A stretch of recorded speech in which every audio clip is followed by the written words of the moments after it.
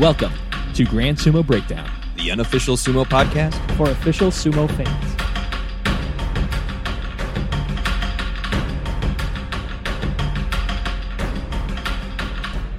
Konnichiwa! Kisenosato. the very same. Welcome to Grand Sumo Breakdown. This is Ryan. This is Jake. This is Fleric. And this is Mac. I think Jake is very disappointed about. Thank you, Fleric, for following along with the joke. Yeah, And no problem. We all had our part in the intro. Jake did the Konnichiwa, Fleric did the Kisenosato, Mac did the very same, and then I started it. Everybody had their part to play, and we played it well. This has been a recap of the first minute of Grand Sumo Breakdown. I'm just saying, I think it worked out very well. Okay. We have our opinions. What are we talking about today, Jake? Oh, I forgot. All right. Oh, Do you want me to refer you back to the recap of the intro to our episode? yeah, but that didn't help. If you like this podcast, Today we are talking about Kisenosato, the 72nd Yokozuna. He recently had his retirement ceremony, so rather than doing the very unfortunate tradition of waiting for notable people to die to do an episode on them, We wait till they die in sumo. that was our trend for a little while, wasn't it? I think we did like 3 Yokozuna in a row because they just happened to die or something. Yeah. So we're jumping we're jumping ahead on this one. By doing this, keeping Kisenosato alive forever. Do not take this episode as news that Kisenosato has passed away. Oh, please no. Oh, Lord. Okay, so as with a couple previous history episodes on individuals, I came up with a theme, like, a joke, a gimmick to go along with this one. And Kisenosato, because he was the most recent guy promoted to Yokozuna, I decided since a Yokozuna gets like they actually have a sword forged for them as part of their oh, wow. part of their awards. So I got this sword. Ooh. Yeah, I'm just going to swing it around. Not towards me. I'm going to take a very large step back from the podcasting table. Bring your mic with you so we still pick that up. Sounds good. So I'm just swinging it. Hey. I'm just swinging it around. Huh? This is the new eccentric Hunter S. Thompson version of our podcast. Ooh, Fleric, you look a lot better without that left ear. Oh, it's. I don't feel a lot better. Guys, I found an ear. I mean, what? No, the other gimmick I was thinking is like Kisenosato. He would have been a Yokozuna long beforehand if he wasn't overshadowed by Hakuho. So I think to overshadow each other, just rudely interrupt whenever you have something funny to say. Just do it. I think we'll go with that. Are you Terrible podcasting etiquette. Hey, would you prefer the sword? Hey. Kisenosato was born as Hagiwara Yutaka in 1986, so he's 33 years old now, from the Ibaraki region of Japan. He is obviously gigantic, as anybody who has seen him wrestle.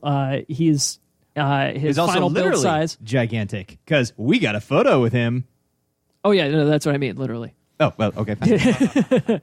We'll get to that later. Okay, fine. 6'2", or 188 centimeters, 390 pounds, or 177 kilograms. I was rewatching some old stuff, and yeah, he's like basically almost as big as Ichinojo. Like I saw that match come up in my research, and I'm like, yeah, Ichinojo is not significantly larger there. That's really, really close. It's not often that someone stands next to Ichinojo, and you're like, that guy is on the same order of magnitude of size. Yeah, probably him and like Teru no Fuji. Yeah, and like Kaisei maybe. I was thinking Kaisei. Yeah. Anyways, though, in his early life, he was always a sumo fan, but he actually started out playing baseball. That was his first athletic interest. Being a gigantic and athletic guy, he probably could have picked almost any sport that he wanted that has to do with size there. Eventually, baseball ran its course, and he was recruited by Naruto Oyakata, the former Yokozuna Takenosato, not the current guy who is Naruto. So that's going to come up. That's going to come up and be confusing because sumo and names just sucks. Yeah, because there's only like 100 or so like elder stocks. And they just Kabu, is that what they're called? Yeah. They just pass those around back and forth. So there's multiple like people have the same name, and there's a limited set of names you can be when you're a coach. Yeah. And so, sometimes they trade them around. Like I'm this name for a little bit, but then I haven't bought one myself, so like you just change names every couple of years as people retire. And because of that, like Heias get super confusing because you could have like this one? Yeah, we'll get to that. Sounds like we can chat a little bit more about Heias when we get there, but at the beginning, the guy that Kisenosato knows as Naruto Oyakata, the former Yokozuna Takanosato, he's a very strict coach. He was very firm in his idea that you should always be moving forward. You shouldn't step back just for the quick win. In training, it's always straightforward all the time, and that was a big part of how Kisenosato wrestled. He was definitely a very straightforward wrestler. Not that he wasn't exciting, but I mean, like his techniques were very. He knew the fundamentals very well, and he worked the fundamentals. Yeah. So like the big fundamental Mitaki Yumi he was the previous big fundamental before that joke was born from passed Mitaki on the Yumi. moniker. Yeah. He preferred a left-hand grip, which will become very important later in the story. Yeah. So it sounds like he was kind of taught to like beat your opponent rather than like try to trick them and like beat them. Yeah, his coach always emphasized good, strong traditional sumo rather than like trying to make a cheap buck by going for the Hitaki Komi and potentially getting shoved out, trying to go for the cheap win. Not necessarily what I think is necessarily right, but like that's I'm trying to illustrate. This is what Naruto Oyakata was trying to press on Kisenosato, and I think you can definitely tell watching Kisenosato's matches that it's what he believes as well, for sure. Yeah. He's all about that. Yeah. If you're trying to become like not the protege, but like the typical like Japanese Yokozuna, that's definitely kind of the style that people kind of think of, like kind of straightforward sumo, right. And you just beat your opponent by being better. Or if you've watched Hinomaru, the anime about sumo, Hinomaru says that every other sentence. Yokozuna sumo, you just have to keep moving forward, and that's it. Yep. Really? Or like some podcast's closing credits thing. Who would do Throw that? your salt high and keep moving forward. We put it on every episode, but I think I haven't listened to it in like a year, probably. I listen to every episode from beginning to end, stem to stern, if you will. Yes, you go. You truly have no life. I'm the That's how biggest fan of myself. You're the and biggest so- fan of yourself. That is correct. Speaking of that, The biggest fan of Ryan? no, I just Kisenosato? it was a good segue. very same. There's nothing actually related here, but it was a good segue. Trust me, I know segues. I ride one to work every day. Oh. Nobody So said- Naruto Beya it was known for being very tight knit and actually extremely resistant to training with other heias. This led them, like even with them in their own Ichiban, stables will visit others all the time to train to Would you try say and get a that is their sumo way? yeah. That's a Naruto joke. Oh, no, I'm the Believe one, it. I'm the one at the table who hasn't watched Naruto. Oh, Date Bayo. Yeah, what's wrong with Hey, you? watch Dr. this. Bio? Watch this. And I never will. Yeah. It's good for like the first 50 or so episodes. That's Whoa. twice as many as I want to watch of anything. Jake, Fortune Fire Zone. Yeah, but that's not like a plot-driven thing where I Continue have to on. watch 800 episodes. Yeah, okay. So moving on. Kisenosato started his career under his family name Hagiwara until he got to the Makuuchi division. Luckily for him, that didn't take very long. He rocketed up the lower divisions. It was only 2 years from his Jonokuchi debut. He didn't get like the head start in mid divisions or anything like that. Started at the very bottom, and he made it to Juryo in 2 years. He only spent 3 basho ever in Juryo. He was the second youngest in history to reach Juryo and the second youngest to reach Makuuchi. Wow. Both of those, he is second place to the legendary rap artist Takanohana. That's a GSB deep cut back to one it is. tweet that we made like 2 years ago. Oh, man. Yeah, I hear he's coming out with a new album. It's supposed to be really Straight good. out of sumo. Yeah. Life is a maverick. Oh, man. Okay, so yeah, Kisenosato rocketed through the bottom divisions, as is customary for guys that we cover on this show who made Yokozuna and were notable for other reasons and such. Turns out Yokozuna are pretty good at sumo. They are good at sumo. Yeah. What's kind of strange, though, is he definitely stalled out quite a bit when he hit Makuuchi. We go back to somebody like Akebono, who he was all the way to the top, pretty much right away. But Did you see Akebono? Have you seen Kisenosato? Akebono. Kisenosato is just Akebono with shorter legs. Exactly. With proportionally sized legs. Akebono was king. But Kisenosato, he gets to Makuuchi, like I mentioned before. That's when he changes his name from Hagiwara. But then it takes him a year and a half to get to Sanyaku, which still pretty solid. But not the same pace that he had started with. It's kind of like by a wide margin. Yeah, kind of like Ryuden pace of the current wrestler. I mean, he was still a baby by that point because he made it through the bottom division so freaking quick. Yeah, he wasn't even 20 yet. Yeah, he was 18 when he hit Makuuchi in his 15th basho. Dang. Wow. Pretty nuts. But when he did make it to the top, he spent a lot of time as Komusubi. He actually had 9 basho as a Komusubi before ever getting a Sekiwake tournament.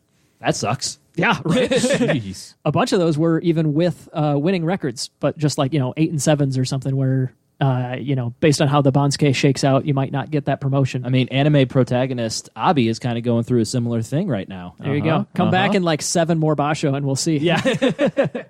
Oh, well. But yeah, once he was kind of in this Sanyaku upper Megashira range, he actually started a pretty solid rivalry with Asashoryu. They had some very notable matches. Asashoryu won the first 2. No big surprise. Asashoryu, pretty good at sumo. Mm-hmm. It is known. But in their third match, Kisenosato beat him. And that's pretty good, beating Asashoryu in only your third attempt. This does not bode well for Asashoryu's mood, however. And he goes for kind of a mean version of a henka in their fourth match, known as a keitaguri. Let me try that one again. A keitaguri. This is kind of like a henka at the same time, like kicking the leg and pushing down by the head. It's just like the meaner version. Whoa. How does that He even got work? a pretty severe talking to because of that behavior. And very shortly after, here we're now in 2007, by the way. I'm not sure if I've been calling out years. But 2007 here, the rivalry with Asashoryu continues. Kisei actually wound up and gave him a pretty solid slap during one of their matches. Ooh. And Asashoryu responded by, well, first beating him in sumo. That's important. Your slap and means then, nothing. while Kisenosato was down, he kicked him. What? Wow. Yeah. Not the first nor last of the talking tos that Mr. Asashoryu got from the authorities. But yeah, that's not looked down on very, very kindly in the world of sumo. Or any sport, I was about really. to say, Yeah. what sport is it okay to kick him when the guy's down? Well, MMA. right? Yeah, I was going to say, and if we're going pride rules, you can even kick towards the Right, head. but you can't run across the ring while they're in between rounds and kick them. That's basically what this is. I'm not saying my metaphor's perfect. Kisenosato ended this rivalry with Asashoryu 13-4. 4-13. Oh, Not in Kisenosato's favor. not a good record. Probably still a lot better than a lot of people against 4 wins, Asashoryu. yeah, 4 wins is 4 more than most people got against Asashoryu. And that rivalry obviously ended in 2010, where I'm sure nothing of note ever happened with Asashoryu. I'm sure he just had a nice, peaceful retirement. Yeah. Anyways, though, around this time, he was starting to pick up a lot of steam PR-wise. NHK commentator Mai Naomi, former Megashira who retired from sumo and went into being a big-time TV personality. I think he's the 90s Enho, from what I've heard. Yeah. He didn't make it up to like the top ranks, but like he was a small guy and was pretty well known. If I'm pretty sure. Mm-hmm. But regardless, he was very well known as a TV commentator after his in-ring career ended, and he had this spiel around this time. He called them the 7 Samurai. There were 7 Japanese-born rikishi that were starting to like make a name for themselves and try and take back a little bit of the Mongolian dominance. These guys, kind of a hit or miss list here, but I'll give you the rest of the guys. There's Kisenosato, of course. Hit. Goeido. Miss. You can see my script. You have your jokes ready. Get out of here. Kodo Shogaku. That's all right. Yeah. That's a hit. And then the other guys were Homasho, Toyo Hibiki, Toyo Noshima, and Tochiozan.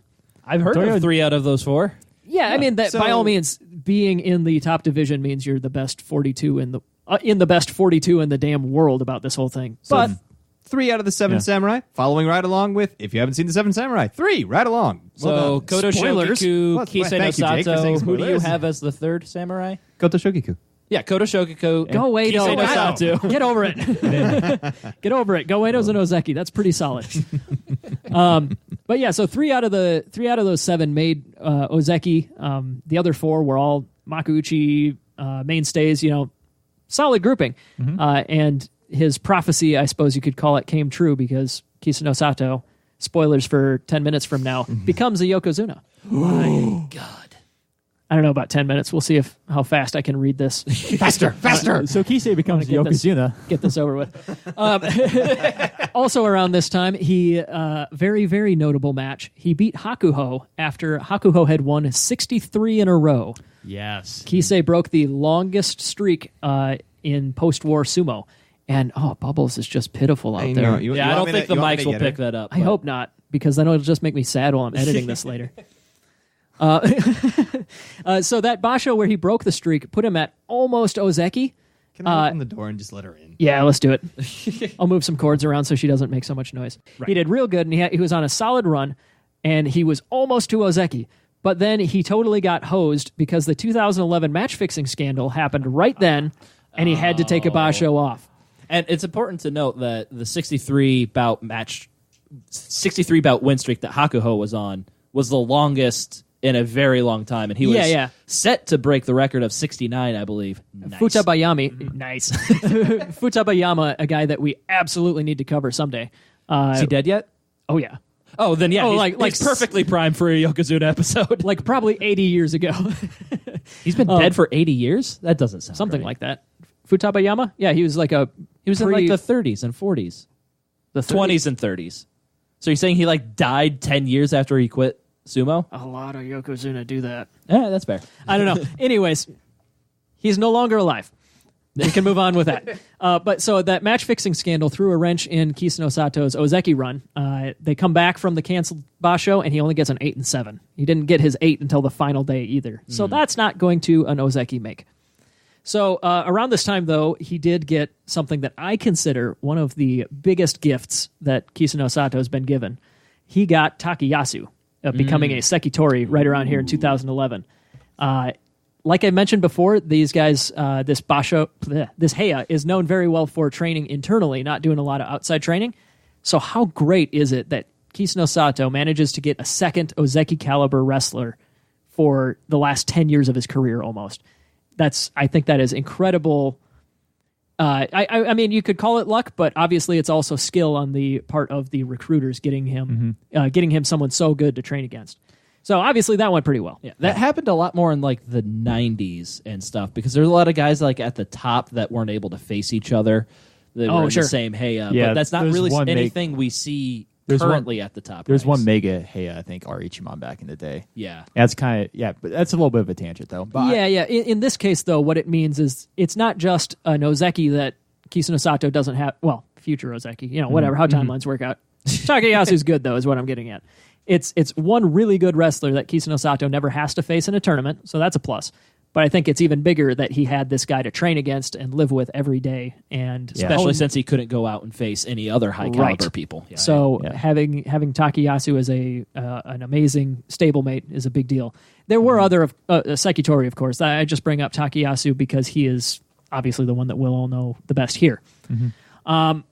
So he does go for an Ozeki run shortly after. It took him 7 years of kind of floating around in the Megashira and the Sanyaku ranks here before he finally puts this run together. And this run is here in the second half of 2011, which is very shortly after the match-fixing scandal. I'm just saying, all this junk happens right in one span here after the last 5 years of not a whole lot being notable. Of Hakuho just winning everything. Hakuho and Asashori winning everything. Yeah, exactly. And Kisenosato making the news by losing to them, but then getting kicked or something. I'm just saying there was a whole bunch of very notable events happen right in a quick succession here. So his Ozeki run in the second half of 2011, he goes 10-5, then he goes 12-3 with a Jun Yusho. That puts him at 22, right? Not bad, yeah. Yeah. And then before he can do his third basho, his coach dies. Suddenly, not like nerve. Jeez. Let me read you this paragraph. I'm lifting this one from Wikipedia, unlike everything else that I've done here. In October 2011, the Sumo Association launched an investigation into allegations made by the news magazine Shukun Shincho that Naruto had beaten a former junior member of his stable with a block of wood and had injected Takanoyama with insulin so that the very lightweight wrestler could increase his appetite and put on weight. Side note, Takanoyama, I'm sure you guys have seen videos of him. He's the really, really skinny, balding European guy. So, yeah, the allegation here is that his coach was prescribed insulin for, the inevitable aging sumo guy diabetes that, is sadly very common. And he used that insulin on Takanoyama to help him put on weight, which he had a lot of trouble doing throughout his entire career. But going back to the quote here, both Naruto and Takanoyama were summoned for questioning by Chairman Hana Regoma. Just days later, on November 7th, 2011, Naruto died of respiratory failure in Fukuoka at only 59. At the end of the Kyushu tournament, held later the same month, Kisenosato got 10 wins and was promoted to Ozeki, something Naruto had always dreamed of seeing. So kind of a mixed bag there on inspirational and, controversial is the word I'm looking for. But you may notice that 10 wins puts Kisenosato at 32. He got a technique prize. In the previous tournament, he had gotten the Jun Yusho, like I mentioned. But 32 wins with a Jun Yusho and 2 special prizes. What do you guys think about promoting to Ozeki based on that? What were the quality of his wins on the last tournament? In the last tournament, let me bring up his record, see what he did. He lost to the only Yokozuna he faced, Hakuho. He lost to 3 Ozeki and beat 1. What was the Ozeki scene like when he was promoted? Take us back to this time. Let me open the Bansuke for that particular basho, where we have 4... Way back machine. Yeah, the way back machine. So at this particular basho, Hakuho was the only Yokozuna, and at Ozeki, you have Baruto, Haruma Fuji, Koto Oshu, and Koto Shogiku. So it's still a very strong Ozeki core there. Yeah. I'm surprised that got him in. What were the 3 records? 10-5, 12-3, 10-5. That would be enough. It seemed no, that's 32, but it's a judgment call at that point. Is what I'm saying. And I'd say I'm just surprised with already 4 Ozeki that. Sure. I'm with you on that too. With 4 Ozeki, it's not like they were needing to pull somebody up to fill up the rank. Yeah, because you always need 2 Ozeki, and if there isn't, then a Yokozuna steps in to be Yokozuna Ozeki. So they promoted him based on that. They promoted him based on that with Koto Shogiku becoming an Ozeki only 1 tournament earlier. So that's another point, kind of, I would say, against promoting Kisenosato. You just got another one. You have 4.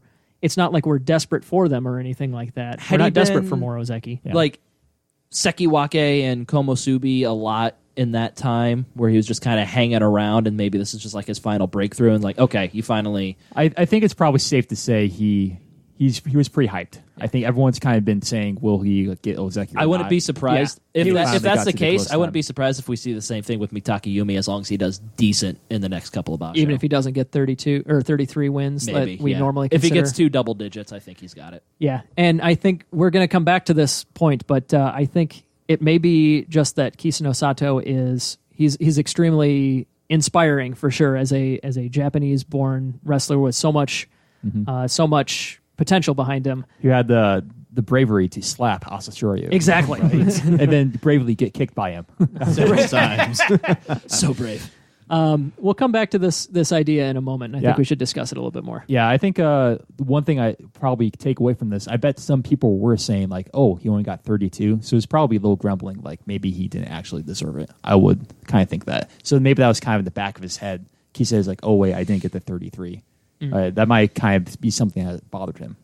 Here's one last little bit of trivia regarding this that I think is kind of important to know. He came into his final match at 10-4 against Koto Shogiku. Before this match, they had already announced he was going to be promoted. Really? Yeah. That's a little bizarre. I agree. Yeah, I mean, like we mention constantly on our podcast, take anything we say with a grain of salt because we're only 3-4 years into watching sumo. And dumb. Yeah, and dumb. Yeah. But I think it's an interesting case study, and I think it's a precedent that I think is probably worth at least knowing about. And I don't think that they've done the same thing, because with Takakeisho, and it's a different case because Takakeisho was rocketing to the top. He wasn't like somebody that's been a mainstay in Komosugi Sekiwake. But Takakeisho had his 33rd win with his 10th win in whenever it was when he was going for his first Ozeki run.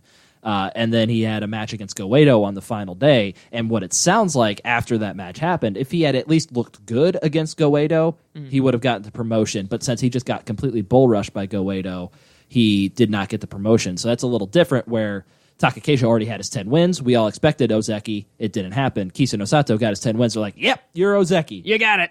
Yeah, no, I think it's very interesting to compare it to the Ozeki runs that we have had the privilege of watching all the way through. And again, it's one of these things where we have the benefit of hindsight.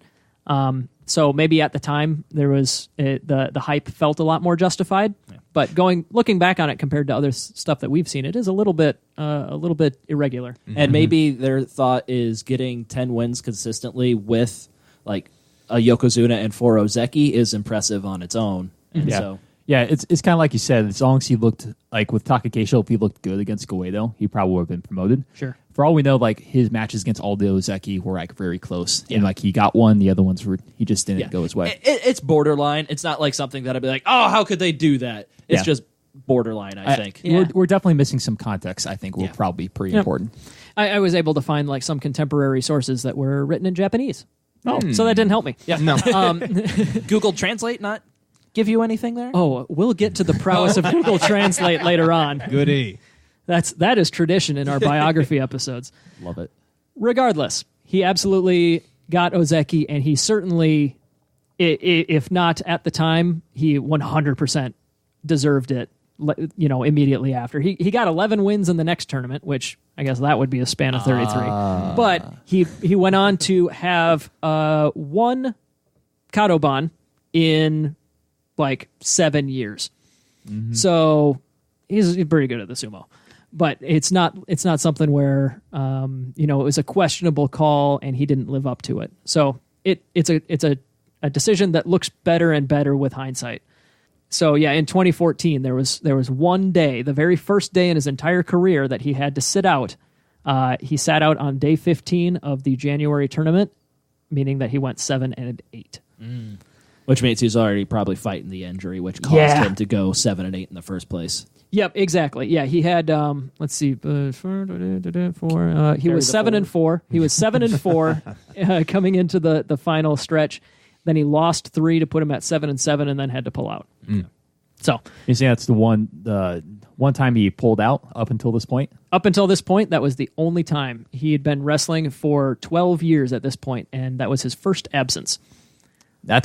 I can see why he was very popular with the Japanese media. Mm-hmm. Just in general, he's kind of this. At this point in his career, he becomes this just super consistent force. The 4 Basho before that one that he sat out, he had double-digit wins and 4 straight Junyu shows. Yeah, so kind of a big deal. Takayasu special, I see. Takayasu is just trying to take after his senpai there for sure. Takayasu's up to 6. No you shows, just Junyu shows. Yes. It'll pay off in the end, trust me. I think. 2015 and 2016 here are very, very solid. In those 2 years, he got 6 more Junyu shows, putting him up to 11. In 2016, he was actually offered the Yokozuna encouragement twice. So on 2 occasions, they said, if you win this one, you get Yokozuna. Instead, he just got Junyu shows both those times. Instead, he got Hakuho'd. Yes. Instead, Hakuho. As you do when Hakuho is. Could you look those up and actually see if it was Hakuho? Nah, I'm not going to do that. All right. So in I'll do it. Wait, it was 2016? 2016. Keep going. I'll look it up. Keep going. You're almost there. Wait, was it one of those Goeido? Back in 2016? Oh, crap, I think it was. Right. Yeah, Goeido. Yeah, one of those was Goeido. Either way, though, in 2016, he finished the year with the most wins in the top division. He had 69 out of 90 matches. Nice. Harumafuji had 67, and Hakuho had 62, while sitting out an entire basho. So, big old grain of salt.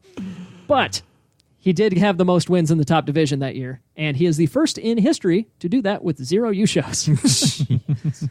But that bridesmaid kind of philosophy was not to last. In 2017, it finally happens. Dun, dun, dun, dun. Coming into January of 17, he had gone 12-3 with a Junyu show. Surprise. For his 12th Junyu show without an actual Yu show. But yeah, in this January 2017, he lost to Kota Shogaku about halfway through the Basho. Then this part is I think this is a dramatic point of that Basho that I had forgotten, even though like all four of us watched this one, but I had forgotten this. He got a Fusen win on day 13, which put him in one victory's distance of clinching it, which that kind of sucks. That's a big blemish, right? Mm-hmm. On the next day, he wins. Hakuho loses, so he clinches it. However, Kisenosato redeems himself on day 15 by beating Hakuho anyways. Mm-hmm. Despite having to get that Fusen win that could have been looked at as a blemish, no, he wiped that one clean. Beat Hakuho, finished 14-1 with that Yusho win, and 12 June Yushos. Yeah. The Deliberation Council decided, yeah, It's time. that'll do it. Okay, so in 2016, that's where he got like the encouragement to if you win. So 2 of those Yushos where he got the June Yusho were won by Hakuho, and then the third was by Haruma Fuji. Okay, there you go. Interesting enough, like it's once again he got the promotion. What's kind of atypical. Exactly what I was going to bring up. Yeah. So I don't want to say there's like a conspiracy theory, and I don't want to take away from the guy's accomplishments, but like at this point, we don't have the benefit of hindsight. All we know is that he's got a bajillion Junyu shows and a single tournament win. Should we promote him? Kakuryu, it should be said, also was promoted with his first Yu show as well. That's true. It was not back-to-back for Kakuryu, so I'm not really taking anything away from it. Kakuryu's gotten more since then, though. It's not some horrible controversy that's like a stain on anyone's career or anything. No. I think it's just a little bit Borderline. It's borderline, and it's worth pointing out that this happened. He was just one short of the requirement for Ozeki, and then again for Yokozuna. I think it's also, we should note that the whole 2 Yu shows in a row wasn't really a thing until like the 90s. Yes, a guy that we covered previously who was promoted with 0. Futa Haguro. He was not the first guy to get promoted to Yokozuna with 0 Yu shows, but he was the first one to finish his career as a Yokozuna with 0 Yu shows. Yeah, I don't think Fleric was able to join us for that episode, which means he never listened to that Fleric episode. doesn't listen to him, so I have a few sumo facts up in this whole noggin. But we should take a quick break to do that episode again right now so that Fleric can learn all about that guy too. Perfect. Let's do it. Can we just do you have your right Nerf now, gun? This transition. That was we the need Nerf the Nerf one, yeah. gun. We Yeah. need the Nerf guns. But anyways, the Back point, on topic, though. Yeah, the whole historically, it's always been kind of vague, and it's obviously you need a good performance, but I think it's been more about the attitude, like the way you kind of bury yourself as that actually qualifies you as a Yokozuna. Yep. And I'm not trying to disparage him. I think it's with the benefit of hindsight, this totally, any sort of asterisk is instantly wiped away by his very next performance. Exactly. His very next performance, he starts out 12-0, leading the Yu show. First, he could be the first Yokozuna in 22 years to win his very first Basho as a Yokozuna. Surprise, surprise, second place to Takanohana.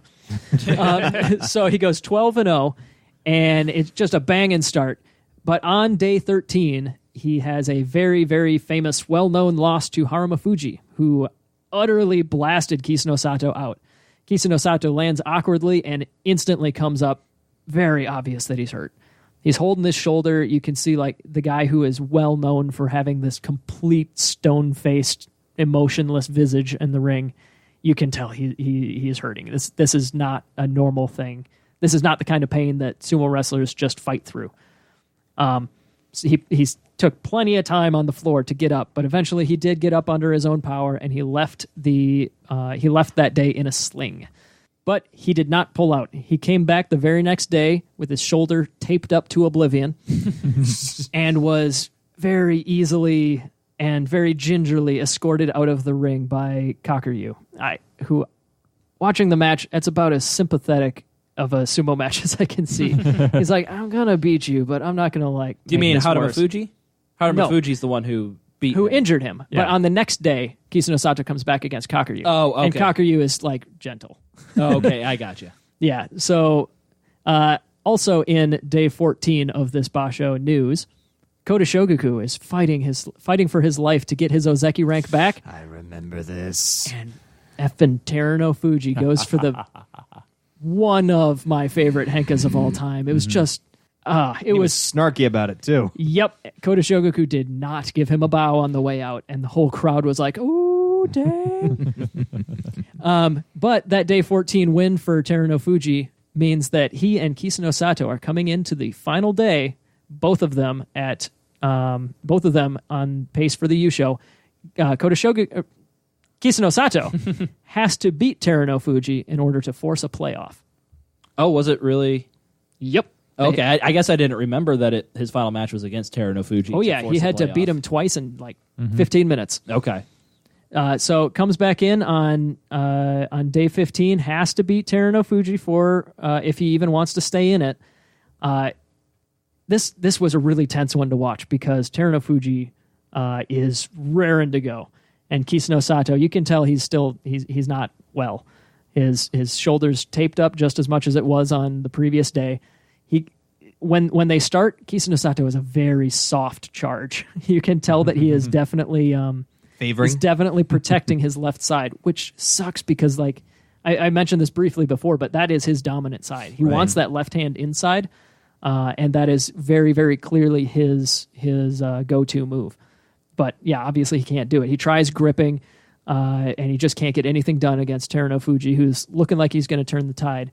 But Kisenosato uses his quickness to retreat and step to the side at the Tawara just enough that he can twist down Teruno Fuji, who is overcommitting at that very instant. So with that win, means it's time for a playoff. They come back after a few minutes. Teruno Fuji does a hard mata. Like he slammed into Kisenosato, not enough to knock him over or anything, but it was a lot more forceful than most matas that you see. But they retry, and obviously Teruno Fuji does it again. He gets Kisenosato stood up pretty high. Kisenosato's pretty off balance here. Teruno Fuji has the double underhook, really, really strong grip. And he's got this one in the bag, it looks like. But as they get towards the edge, Kisenosato twists his bad arm away and uses his good arm to hook Teruno Fuji's arm for an armbar. They both crash down, but it is a very clear win for Kisenosato by Kote Nage. The arena just exploded. It was amazing. And that was by far the most cinematic moment of sumo I've ever watched. Yeah, I still think that's probably the best sumo moment that we've seen. Yeah, for sure. Watched. Without question, that would make a gorgeous movie of just those last couple basho that he finally got his promotion. Yeah, it's just your retelling gives me chills. It's fantastic. Well, can you tell it to me again? Most of the scripts that I write give me chills too. So we get the presentation of the Emperor's Cup. Kisenosato giving those big fat man tears that just make me feel like I've got something in both my eyes and chopping onions and whatever. But he goes up, he struggles to hold the cup too. He kind of has to have his left arm propping the trophy up with all the weight carried by his good arm. And that you could tell at that point, it's this is not a normal injury. What we've seen over the past couple of days is showing that this is a big deal. Mm-hmm. But so that one injury is the story of the last 2 years of his career. It is the story. I would like to take a pause of just the moment because he finally got his 2 Yushos. Yes, like we were saying with hindsight. Exactly. Yeah, all his other promotions were kind of iffy. But you said even with the Ozeki, he ended up getting 11 wins or 12 wins after. Oh yeah. Both times there was just not a huge deal, but just a tiny bit short of what the normal requirements are to get the promotion. And then he comes back and just crushes it immediately and wipes all doubt away. So you could maybe say something about the prescience of the people in charge of those promotions, but. Yes, either we way. knew this was going to happen. Yes. He definitely kind of took it I need to kind of do better. And yes, each time with those promotions, he brought it and he says, I deserve to be this rank. Mm-hmm. So I can only just add on to how Kisenosato was feeling getting that second Yusho after so many Jun Yushos. 12 of them. That's ridiculous. Yeah. Wow. But that injury would prove to basically be his undoing. As we've mentioned many times on this podcast, he decided against surgery. And we're not doctors, of course, but we play one on TV. Are we on TV? Sure, why not? I mean, you can Chromecast our YouTube videos onto the TV. I'm going to start doing that. There you go. Regardless, though, like when we see, as people who try to soak in multiple sources of sumo news, when we see most people saying get surgery, that's probably for a reason. Mm-hmm. So I don't know. He basically tried to tough it out, heal himself with rest and with not even resting a little bit. I mean, this is a guy the Kisenosato way. Over 15 years, never missed a basho, only sat out once due to injury. One match in 15 years. So you can imagine, like, him. Probably part of that is just like wanting to keep going. It's like, no, I don't miss tournaments. I don't miss bashos. I'm not that guy. And maybe he just like, I've had injuries in the past. It's always been fine. The next time, what's different about this one? Yeah, but now he's 30, and he is, as I hate to admit, amongst people my same age, that's getting kind of old for athletic pursuits. This injury was worse than the other ones. Oh God, you turn 30 next week, don't you? Shut up. One of us. Shut up, baby. You have like 6 more months or something. 7 more months. Don't you try to age me faster. So he struggled, but he tried to compete in the next basho, the very next one after having this horrible injury. Notable that the official stance from the sumo doctors, 1 month of rest.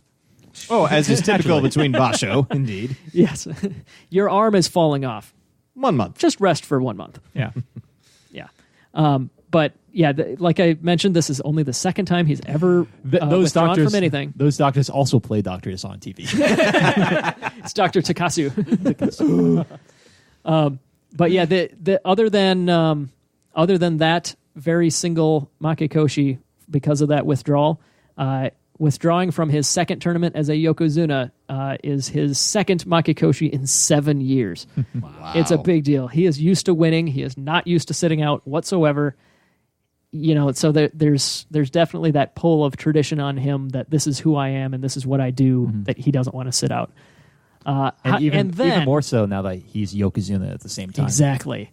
And thus begins a different type of record-breaking career for Kisenosato. Yeah. And unfortunately, the only type of career we got to cover on the podcast. Exactly. But also a career very similar to the DJ Takanohana. But continue. Kisenosato set a record for 5 kinboshis given up in one basho. He set a record for 8 straight non-finished bashos by a Yokozuna. And he was the first Yokozuna since 1932 to lose his first 4 bouts in a tournament. Yeah, I really hate this because like going through the script now that we're like doing this live, I feel like this is just the crap on Kisenosato hour. Yeah, we could power through it, but it just breaks your heart. Over the course of 3 bashos, his last 8 matches, he lost his final 8 matches in his career. Yeah, I mean it sucks, but yeah, I mean that's the stuff that that's we the reality saw. Of what happened. As sumo fans of however long we've been watching here, that's what we saw, and that just sucks because I know that his Ozeki career was it wasn't notable in the fact that like we have a whole bunch of different big incidents to talk about or anything like that, but he was always consistently right at the top for a long time, and if it wasn't for friggin' Hakuho, he would have been there. Harumafuji? Well, no, Harumafuji for the injury, but Hakuho, if he never existed, Kisenosato would have been a Yokozuna years before. Yeah. So I think this is a good time. I just thought of this when I was driving over to record this episode. What if Kisenosato, how good would Kisenosato have been? How many Yushos would he have racked up if he didn't get that injury? Because we've had Hakuho basically every other basho, if that recently. Kakuryu's been battling recently. Like, it's been a huge story with how crappy our current Ozeki are. Kisenosato is still the last Ozeki to win a basho. The other guys that have been winning are like up and coming Maegashira that really aren't at the top level. How many of those Yushos that Asanoyama or Takakeisho Mitaki Yumi won that would have been Kisenosato had he been healthy? And just like everyone else, you forgot the Tamawashi one. I mean, yeah. No, I'm not going to miss that joke. Yeah. But yeah, and if you look at his record, 6 of his last 7 basho that he completed before this injury, he was second best or first best. He was absolutely hitting his stride right then. At for least sure. 12 wins and 6 of 7. The other one being a 10-5. Oh darn, only a 10-5. Yeah, exactly. So like he was absolutely hitting his stride. He was in top form, and then his shoulder exploded. I mean, he honestly could have 10 Yusho or close to that at this point with just how crappy the top ranks of sumo had been if he had remained healthy. Yeah, give him even if it's like 1 year or a year and a half before he started to decline more physically, he probably would have soaked up a couple. He probably would have passed Kakuryu at this point, I'm willing to bet. Fleric didn't like that. No, he did not. I disagree. I disagree, man. but continue. We'll get to the very end here. He completes his final actual basho in September of 2018. He goes 10-5. Not great, but a very respectable. We refer to this as the Yokozuna Kachikoshi. Is that right, Fleric? Mm-hmm. Yes. When you get a 10 wins, that's kind of what you're expected to get. Mm-hmm. So that's good, right? But then he comes back and does all those kinboshis that I mentioned, and then he goes 0-4 in the beginning of 2019 and just says 0-4 I quit. That's it.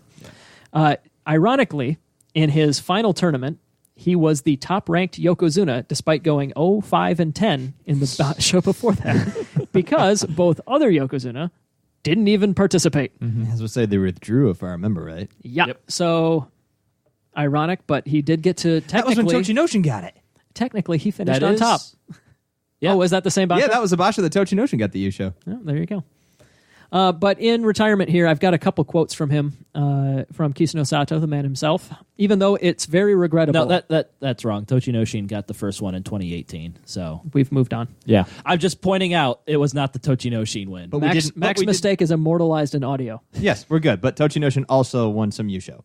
He did win a Yusho. And we did not mention that in the other. So you got some segment. quotes, Jake. Well, good, because this is an episode about Kisenosato. Indeed. Even though it is regrettable that I wasn't able to live up to everyone's expectations as a Yokozuna, I don't regret one bit of my career on the dohyo. Which, that one makes me sad, because he lived up to way more than expectations up until that injury, basically. You know, like he was... Oh, well. He says, I was gradually recovering, but I was unable to wrestle in my own style. My condition couldn't return to that before I was injured. I was supported by so many people. I have nothing but gratitude. And here, this is my favorite, sassiest thing I think I've ever heard. Hakuho's comment on Kisenosato's retirement. It's lonely now. I've run out of words to express my appreciation for his efforts. Kakuryu in the background's like, what? Wow. Hakuho is lonely, all alone there at the top with no one there with him. Kakuryu shrugging in the back. Huh? Bro. Classic Hakuho there. But Kisenosato now goes by Araiso, his elder name. He's waiting out the mandatory 1 year where he's coaching at his current stable before going out to start his own. Araiso is just the elder name that he inherited. He was not successful enough like Takanohana, for example, to keep his own name, keep his old Shikona as a Dai Yokozuna. Shikona. Yes, there you go. That is the song that they wrote about this exact issue. So yeah, he did have to change his name, but he shortly will be starting his own stable, and I'm pretty sure he's starting it just from scratch. It's not like taking over anything. He's just going... Yeah, I think he might take a couple from his Heya. I think. You think some people might join him? Yeah. I bet there's a couple people in his current Heya that are kind of like his people, who have been kind of the people he's been training the last couple of times. Sure. At least that's the impression I get from Hakuho. Like he has...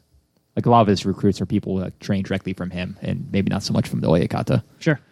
And I think I may have skipped over it earlier, but when his coach Naruto died, the guy that took over was another coach at the stable who did not keep that Naruto name. That's why there's a different Naruto Bea right now. And that is when Kisenosato's stable became Tago no Ura. He was Baruto Oyakata? No. So the guy who took over... It was a joke. Oh, okay. Baruto, Baruto is next Naruto's show after Naruto. son. It's okay. Oh, yeah, I got you. Yeah. Sorry. I'm with you, Fleric. I got you. Thank you. But no, I did do... I don't watch Naruto, sorry. We've established that, Jake. But what We happened figured this out. was Datebayo. the original Bakayaro. Naruto Oyakata passed away, and then the coach took over as Naruto Oyakata for a couple of years, but then there was a legal dispute with the wife of the former Naruto, where she's claimed like she had the rights to the Naruto name, and so he's just like, whatever, I'll just take this other name, Tago Noura, and so that's when they became the Tago Noura stable. Right. Okay. This is all in like 2011, 2013. Early 20-teens. Okay, 2013. Okay. Fair enough. I went through and started reading Kisenosato's Wikipedia page in preparation for this. I'm like, wait, Jake's just going to tell me all this anyways. And so I stopped after that paragraph. So that's why I know about that. Jeez. Yeah. You've found my secret. Yeah. No, I have some other sources. Sumo Wikipedia is just phenomenal, though. It's like so detailed. It's like, this is all the sources I wanted and translated. Whoever the editors are for those pages, they're doing a bang up job. 100%.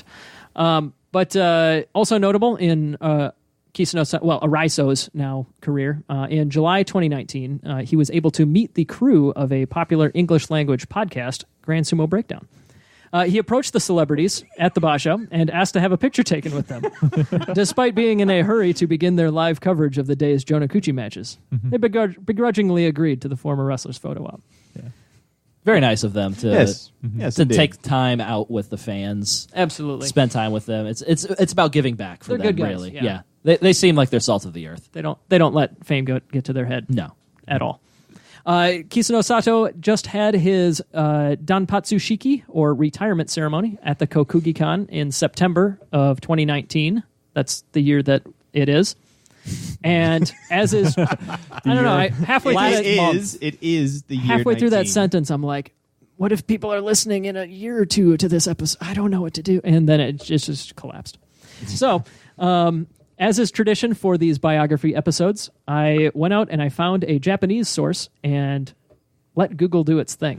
The Googs. The retirement sumo of former Yokozuna, a rare village. A rare village? Currently Arasaka. Actually, rare Kisenosato, his shikona, it's made up of the kanji for rare, vigor, and village. So when it's combined in this way, it basically means the village of rare vigor. The town of uncommon strength and spirit. And he's big enough for a small town. Yeah. So. Yes, he eats as much as one. Yes. So yeah, if you hear the rare village or something come up, that's what Google thinks Kisenosato should translate to. The retirement sumo of former Yokozuna, a rare village, currently Arasaka. I don't know that one. What? Who retired from the first place of the sumo wrestling, was held at Tokyo and Ryogoku Kokugi-kan on the 29th. In front of more than 10,000 fans who gathered at the venue, the last Yokozuna Dogo was introduced. That's a pretty good, well-formed sentence. That one was Google solid. Translate until we got to Yokozuna Dogo. Yep. Like, what is a dogo? A huge cheer was sent from the venue to the last figure as a rare village. That helped me a lot. I didn't think I could get that cheer at the end, which translated very well and very sad.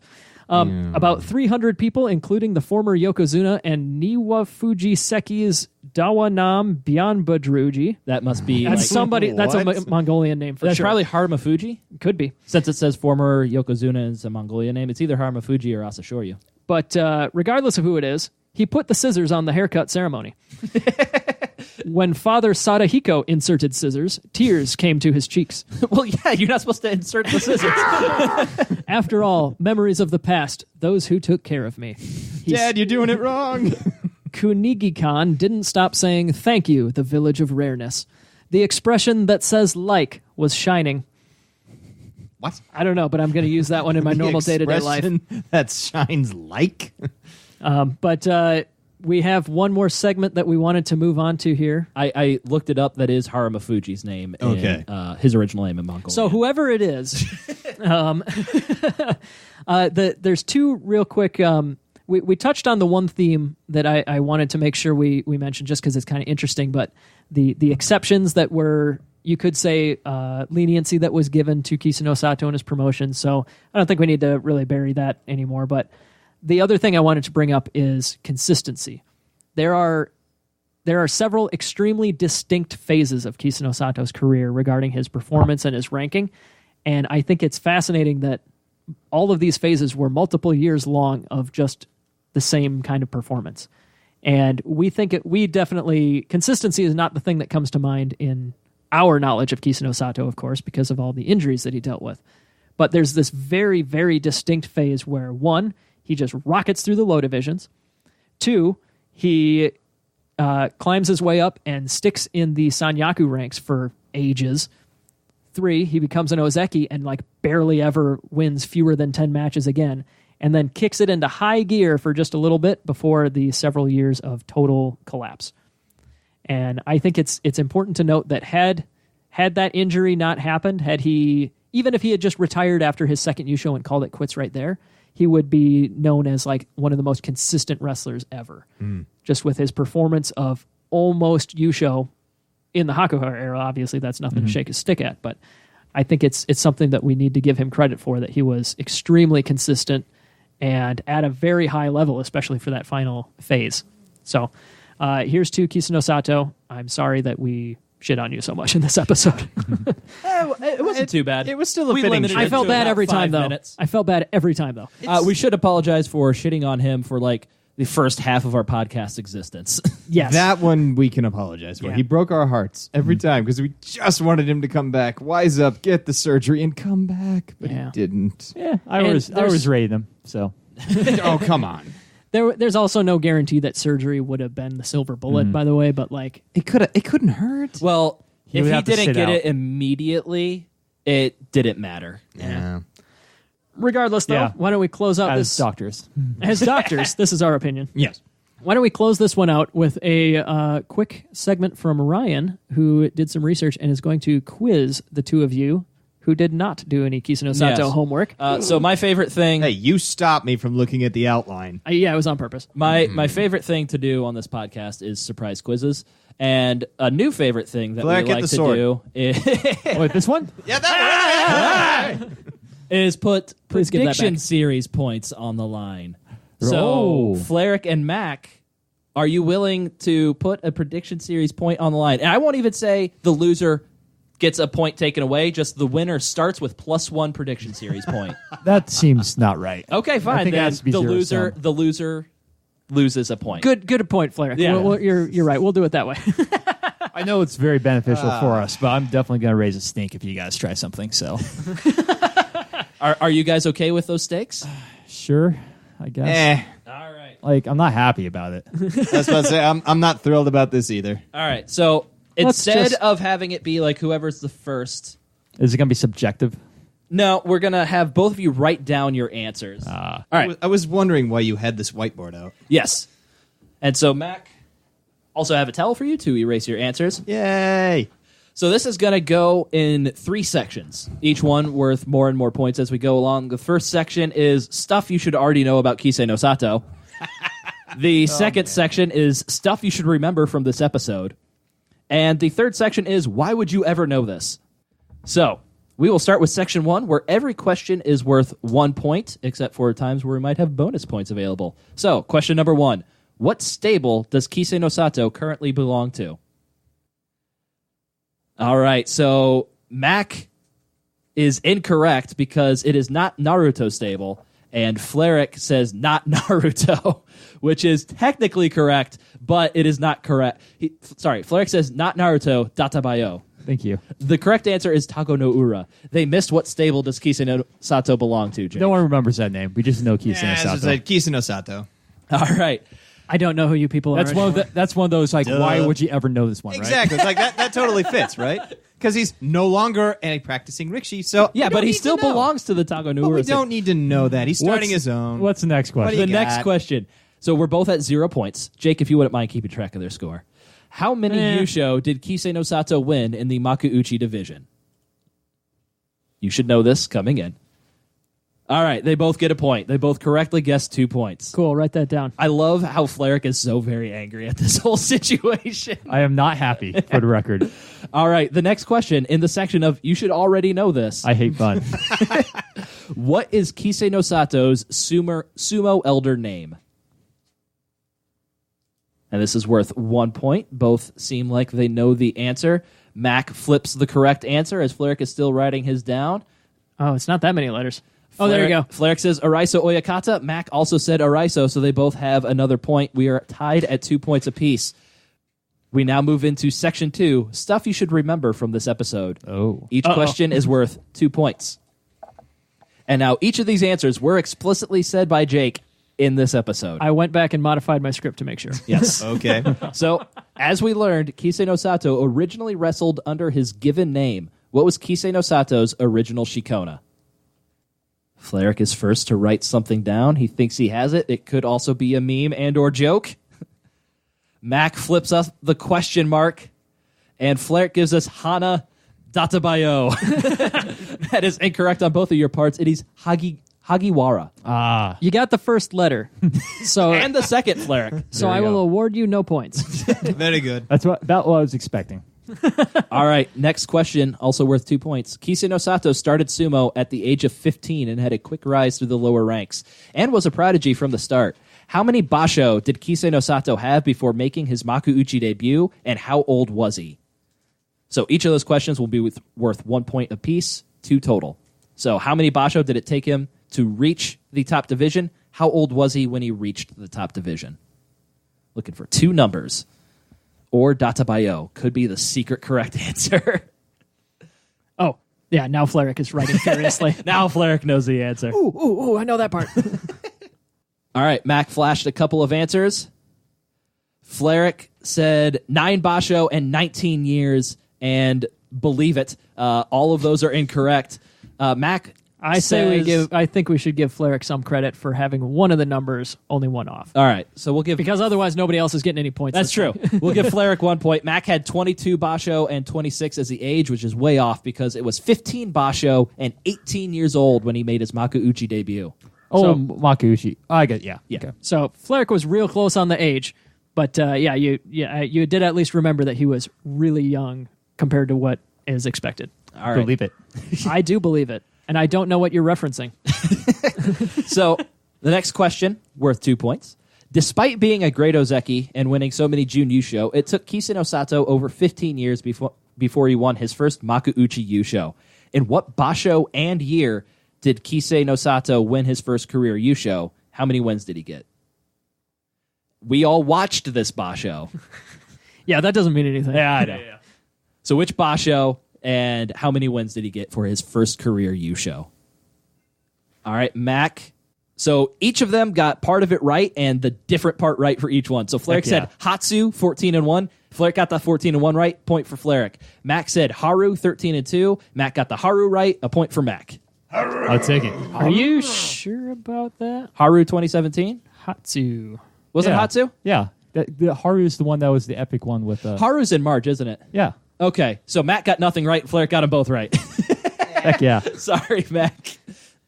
Well, you go, Quizmaster. It's not so easy running bonus episodes, is it? you had me, though, because I was not 100% sure. I'm sorry. It was either him or Tochinoshin. All right, and now we move on to section number 3, where it's either going to be worth 3 or 4 points. The why would you ever know this section? So can we just skip up now? No. Hey, this is basically just a way for Ryan to share trivia with us and make fun of you guys. Yeah, it's like fun facts, but you guys got stuff on the line. If this actually mattered to me anyway. It's got to predict. I don't even care anymore.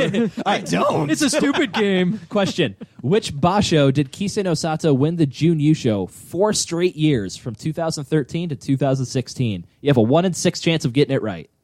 So there's a particular basho that he won. He got the Jun Yusho in 4 straight years. Mac has his guess. All right, we have 2 guesses, and both were incorrect. Fleric had Haru, Mac had Aki. Obviously, it was Natsu. Come on, you guys. Obviously, yes. All right. You're right. I did absolutely have no... Why should I know that? At this time, Kisenosato and Goedo have had the exact same number of basho as an Ozeki. They both have been Ozeki, 31 basho. In those 31 basho, Goedo has been Kadoban many times. However, Kisenosato was only Kadoban once. In fact, he had fewer bashos with 9 wins or fewer than Goedo has had bashos where he's been Kadoban. How many single-digit win tournaments did Kisenosato have as an Ozeki? Fleric shrugs angrily. I guess I'll just use my hands. Okay. Okay. Let's trying to do some quick maths, which is always great to do while performing. All right, Mac has his answer. So, this many? All right. 6? Fleric says 6. Mac said 0. It was 7. Do we give Fleric any pity points for being... Let's give him one. All right, we'll give Fleric 1 point. Goeido has been Kadoban 8 times, and Kisenosato, in that same length as an Ozeki, only had single-digit wins 7 times. Way to go, Kisenosato. This was, Turns out he's better than Goeido. Of course, my weird second or third attempt at getting a dig in at Goeido in every single episode, so happy we got that there. In Kisenosato's career, Jake mentioned he was pretty much the basics is how he liked to win his match. He amassed a total of 800 career wins. What percentage of those wins were by either Oshidashi or Yorikiri? If you combine them. If you combine those two. So within 3 percentage points. And no, 100 will not earn you any points. So Max says, kiss my arse, Ryan. And Fleric gets full points full marks. because he said 69. Nice. And it was 66% of the time. And so I said within 3 percentage points. Fleric. You were expecting this, weren't you? I was not, no. Oh, okay. But Mac has his will had been thoroughly broken. That's what I mean. It's like, I don't care anymore. So let me total up the points real quick. Mac got 2 and Fleric got 10. Hey, we could make this worth double the points and give Mac a chance to come in. Let's do it. All right. This final question is worth double the points. So this was worth 8 total points, Mac. So you have a shot. And mercifully, the final question. Yes. Kisenosato has defeated 4 Rikishi over 30 times each in his career. Who are they? You know all of the names. Each one you get correct will be worth 2 points. So there are 4 guys he's beaten more than 30 times. You know every single one of the names. Yeah, I'm looking at this one. This is a super hard question. It is. I'm thinking I think you should get at probably least would have gotten 2. 2. At least 2, reasonable shot at 3, I think. But that's purely tooting my own horn about thinking that I'm smart at sumo. Yeah. Fleric has written down a few. He's contemplating. Mac has a few down. It looks like he's thinking of his last one. Ryan and Jake are filling the air. Yep. Not very good at it. You said 4 people, right? 4 guys. 4 people. Yep. Not 3. Yeah, I was... Not 5. I almost thought Takayasu, right? And I was like, wait a second. I don't think they faced off against each other. All right, Mac has shown his answers. Yeah, give me a second. Yeah, we're still waiting on Fleric. All right, we'll go through Mac's first. Mac is showing Kodo Shogiku, which is correct. He beat Kodo Shogiku 31 times. You guys both get points for that one. Terra no Fuji for Mac is incorrect. Takano Fuji is incorrect. And Goeido is incorrect. Oh, Goeido's pretty good against Kisenosato. Apparently. Well, I think Kisenosato beat him like 26 times. Yeah. Fleric also had Kodo Shogiku. He also had Goeido. He had Haruma Fuji. He didn't get that many against Haruma Fuji, but he did get 30 more against Kakuryu. Aha! Kakuryu has 32 losses to Kisenosato. Surprising. Yeah. So the 4 were Toyo Noshima, 33. That's the hardest one. Yeah. Kakuryu, he beat 32 times. Amenishiki, he beat 31 times. Amenishiki. Yeah, and Kodo Shogiku 31 times. This feels like the Family Feud would go, Amenishiki. It's so obvious now. It's like on the board. Yeah. All right. I appreciate you guys for appeasing me and sharing fun facts in this way. And, I'm going to kill you later. It's okay. And Fleric, that was good. You have a prediction series point for the next tournament. This is the party horn. Fleric has suddenly completely changed his mind on the whole quiz format. I like points. And Mac is going to just winning. Angrily go home. Sorry, Mac. Why? You like this? I do like it so much. It's my favorite. I get to spout off about homework that I did, and then Ryan gets to humiliate everyone. Except for Fleric. You actually did a whole lot better than I think either of us were expecting anybody to do in that one. Yeah. I know some sumo facts, especially about Kisenosato. And you also know how to pick 69 when you're picking a number between 0 and 100. Oh, yeah. I was channeling my inner Sean Connery for most of those. Very fair. All right, and I think, does that wrap up the episode? All right. Do we want to do anything with hey, what was our favorite Kisenosato moment since we did watch a little bit of him? I mean, we can go around the table and talk about that second Yusho that he won in the playoff against Terra. I was going to say, as many times as we could all go around the table and say, hey, yeah, we took a picture of Kisenosato. That was pretty neat. I do got good. You're right. There are 2 moments that it could be. Yes, I was about to say, definitely 2. I do got one fact, I think, about Kisenosato. Many times he said he was kind of second fiddle to the great Takanohana. But there is one record that Kisenosato has over him. That is the number of bashos in a row of where he just kind of pulled out early Takanohana had 1, 2, 3, 4, 5, 6, 7 until he came back and got like a pretty good basho. He actually got the Junyusho there, which, Kisei got 10-5. But Kisenosato pulled out for 1, 2, 3, 4, 5, 6, 7, 8 bashos. In the end, Kisenosato got the last laugh over Takanohana. Exactly. Oh, man, brutal. Oh, yeah, and he's really good. I don't hate him. Yeah. It's just that there's so many more interesting facts that are bad. Yeah. Because when he was good, he was just like consistently pretty solid. Mm-hmm. You know, consistently very, very good, but just not quite winning the U-shows. Mm-hmm. But yeah, I think that's going to wrap up our episode on the 72nd Yokozuna Kisenosato. If you enjoyed this podcast, you can leave us a 5-star review on Apple Podcasts or your favorite podcast listening service. You can find us on social media, Facebook, Twitter, and Instagram, Grand Sumo Breakdown.